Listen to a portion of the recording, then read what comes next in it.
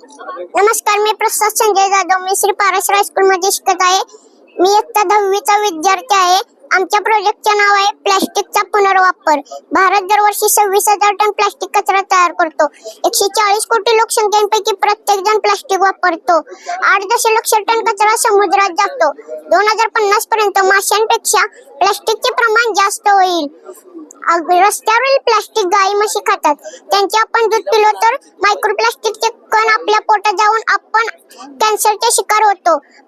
समुद्रातील प्लास्टिक मासे खातात व आपण मासे खाल्ल्यानंतर मायक्रोप्लास्टिकचे कण आपल्या पोटात जाऊन आपण कॅन्सरचे शिकार बनतो. याच्या माध्यमातून आपल्या पोटात मायक्रोप्लास्टिकचे कण जाऊन आपण कॅन्सरचे शिकार बनतो. यावरती अनेक उपाय आहेत, पण आम्हाला सुचलेला हा एक उपाय आहे. तर अशा पद्धतीचे मशीन बनवायचे. मशीन पासून प्लास्टिकची बाटले, त्याच्यापासून धागे काढायचे. धागे काढून दाखव रे.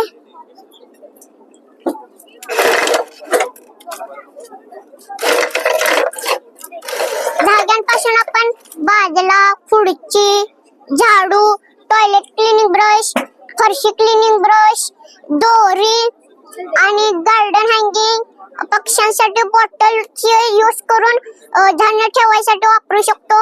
आकर्षक फुलदाण्या आणि आपण प्लास्टिक वितळवून प्लास्टिकचा एक भाग व खडी क्रेशरचे 2 भाग असे 3 भाग मिळून रस्ताही बनवू शकतो. या प्रोजेक्टमुळे रोजगाराच्या वेगवेगळ्या संधी उपलब्ध होतात. जसे की प्लास्टिक गोळा करणाऱ्यांना रोजगाराच्या संधी उपलब्ध होतात. अशा पद्धतीचे मशीन बनवणाऱ्यांना रोजगाराच्या संधी उपलब्ध होतात. प्लास्टिक पासून धागे काढणाऱ्यांना रोजगाराच्या संधी उपलब्ध होतात.